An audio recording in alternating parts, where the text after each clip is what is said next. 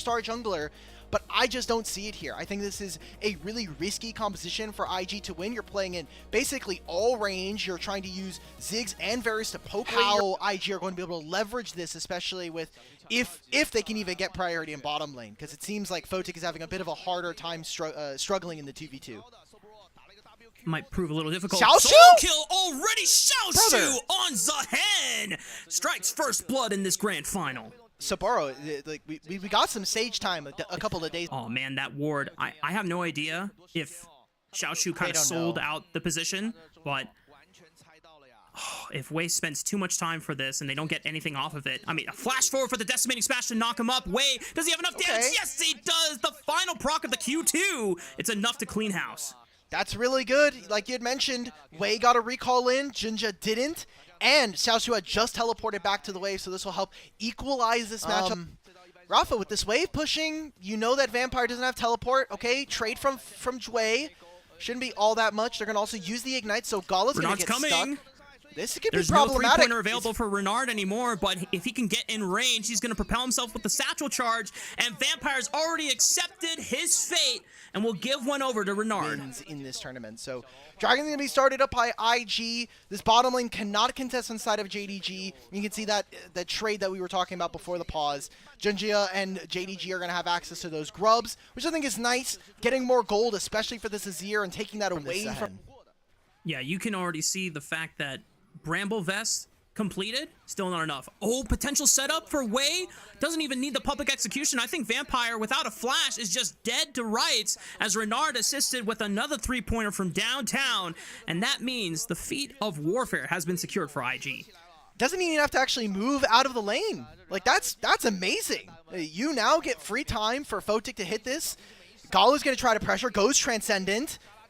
Oh, he's just dead. He doesn't have flash for the dredge line. Gala was doing everything he can to just push Photic off the tower. We'll see whether or not he can actually perform on this. And Best of Jungle, which I know I don't know what your opinion of this champion is, but especially in the jungle, I think it is kind of fake. Oh! Well, I'll tell you what's not fake. This bot lane fight between the 2v2. Gala gets exhausted, knocked up with the death charge. Photic trying to dump all of his arrows, and both AD carries are down. But now Wei and Vampire in supportal combat. But Vampire's on the losing end of this trade. Does Wei have enough CC in the tank? Enough damage? Just one more Get vision, deny some of those wards from Invictus Gaming. Now they're walking in blind into this. They're just going to give this entire dragon up. So that's second dragon going over to IG, and very little lost. And IG continues farming up a storm here. It's not like they're going to run out of gas later the game goes on, since Renard is going to get... I don't know how JDG gets back in this game, apart from just finding a miracle fight. Remember from draft we said that we wanted to see IG with an advantage going into the 15-minute mark. They have a minor one. They have two dragons. I think that's really strong and giving them some ways to play.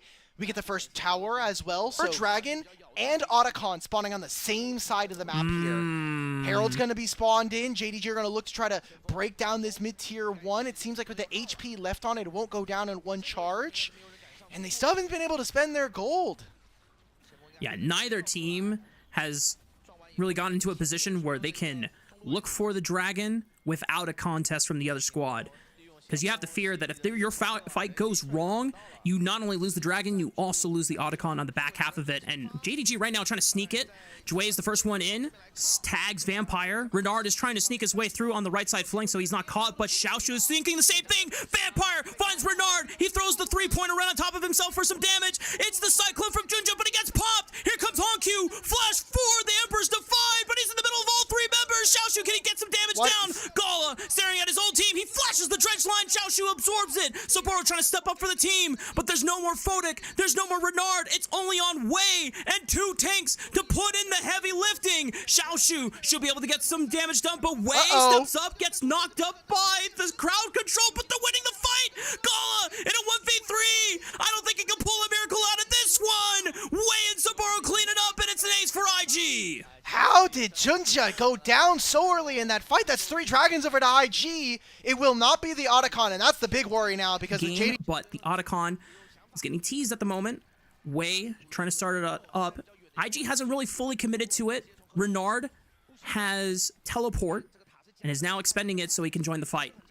Okay, the decent setup. I remember there's no flash here for Renard. It's going to come up in a few moments. No flash for Honkyu, no flash, and this is half already gone. Zen's going to have to TP in. I'm curious where Renard throws down his E. Okay, he's going to block off the bottom side of the path here. Junja goes in for the Cyclone. Deft Charge knocks him up. He still has one more cast of the Cyclone, but he's forced to run away for now. Gets chunked out by the Renard bomb. Xiaoshu and JDG have control of the Otacon at 3.6k. Can Wei get back in? Saboru's going to open up the line. They're going to try to burst it down. Who gets it? Wei secures the Otacon. And now IG can just play back and use range to their advantage. Wei snags the trench line. Honkyu forced to go into stasis, but Wei is just going crazy with the public execution. Emperor's Divide pushes them all back, but Xiaoshu with the Grim Deliverance is not going to be enough. He has the passive for the revive. Junja trying to turn it around, but he goes down anyway. Wei can lock up Xiaoshu for Wei to go crazy on it. And Xiaoshu, can he get in range? But he gets punted back by a satchel charge. Big knock up on the Dway. It's not enough. And now Renard looks for Honkyu. The flash forward. Honkyu is going to do everything he can, but it's just not enough at the end of the day. Or maybe the cope is that Tabe is like trying to tell them, I want to see you guys be able to play without I think that's how Tabe would see it, because Tabe's kind of old school, but very they just put out a documentary about LPL teams at Worlds, and I haven't watched all of it, but Tabe definitely, I think the way that he thinks about the game, his time and his tenure across the world, definitely I think lends to him maybe feeling like, hey, I just want to trust you guys in game. Hang on. Big fight on the bottom side of the map. Junja throws out the Cyclone, gets 2 knockups, but Wei hasn't taken more than a scratch, and Saboru arrives, and now he can do some damage. Still has Unstoppable Onslaught available. Gets the 2-man knockup into another follow-up with the Decimating Smash. Grim Deliverance tries to buffer through it all. Xiaoshu trying to survive. Forced to flash over the wall. Foda can tag him with an arrow and takes him down, but go on the right side flank. Looks for Dwayne Foda, but here comes Renard on the other side. Locks him up with a satchel charge. Honkyu, can he survive? Not this time! Vampire, the last one to fall! And it's just an IG clean sweep in game 1. 5-0. We'll take the mid-tier 1, and let's just go grab Baron, ladies and gentlemen. Let's try to maybe end this game. I mean, 35 seconds, I think it's tough. You could have gone for Soul, you could have gone for Baron. IG spanked JDG in this game number 1 with just clean fundamentals around objectives and really strong play, especially from the bottom lane. Yeah, with Ziggs passive as well, I think they could just end it right here. There's still 7 seconds on Vampire, the next one up. So with, as well as Junja, wow, this is so impressive. Double bombs? IG came to play for game 1 of the Demacia Cup Grand Finals. I think a lot of folks at home would be surprised that JDG are supposed to be the favorites coming into this. They have their full lineup for the year. You don't have any of these subs. We've seen some really sketchy play from Invictus throughout the tournament, but I think just keeping themselves really calm, cool.